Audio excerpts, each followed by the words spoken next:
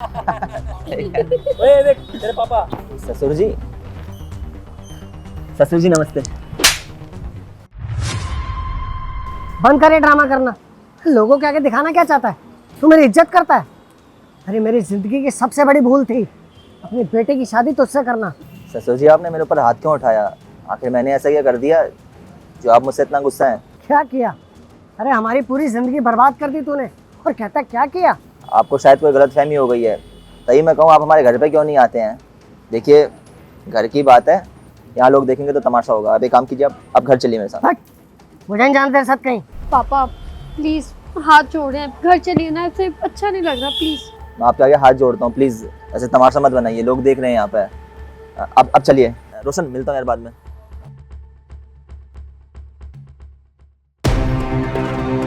आइए पापा जी।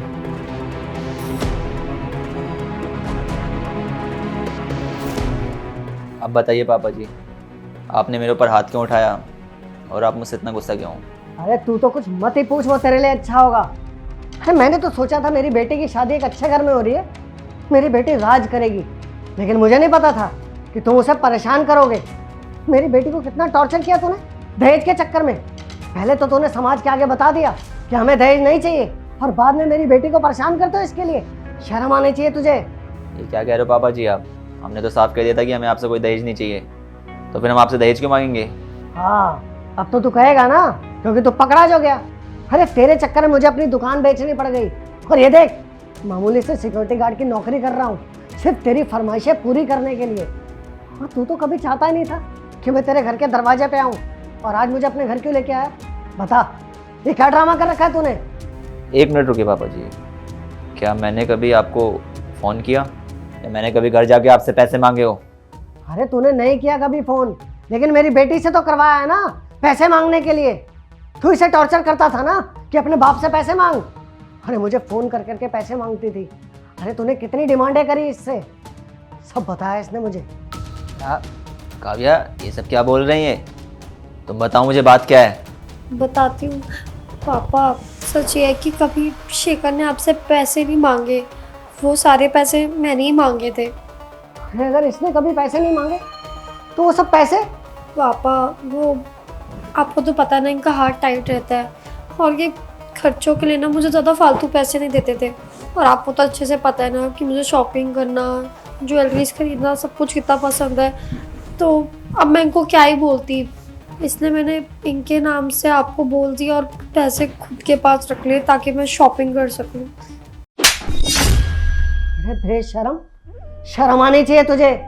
अरे अपने बाप की जिंदगी बर्बाद कर दी तूने, और मैं तो ये सोचता रहा कि मुझसे पैसे मांगता है। अरे तुझे शर्म आनी चाहिए।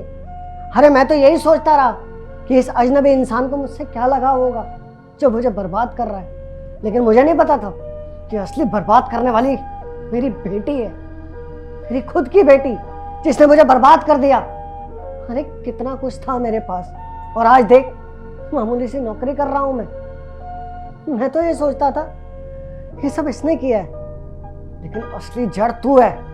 तूने बर्बाद किया अपने बाप को। अरे शर्म आती है मुझे तुझे अपनी बेटी कहते हुए। दामाद जी मुझे माफ कर दीजिए, मुझे नहीं पता था कि मेरी खुद की औलाद इतनी गंदी निकलेगी। पहली बात तो ये पापा जी, आप मुझसे माफ़ी मत मांगिए। दूसरी बात, मैं इसे पैसे सिर्फ इसलिए नहीं देता था क्योंकि इसे फालतू पैसे खर्च करने का बहुत ज़्यादा शौक है। आपके लाड प्यार ने इसे बिगाड़ दिया है।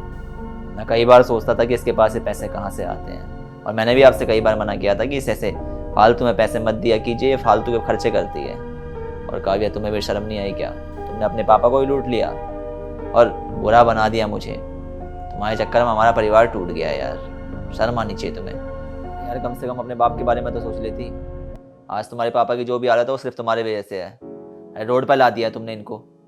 कोई भी लड़की अपने माँ बाप के बारे में इतना बुरा तो नहीं सोच सकती जितना तुमने सोच लिया है, कर दिया इनफैक्ट अपने बाप के साथ इतना बुरा तुमने। देखिए पापा जी, हम तो खुद दहेज के खिलाफ हैं। हमें पता है कि लड़की वालों को कितनी मुसीबतों का सामना करना पड़ता है दहेज इकट्ठा करने के चक्कर में, और ये जो कुछ भी किया ये आपकी बेटी ने किया है, हमने नहीं।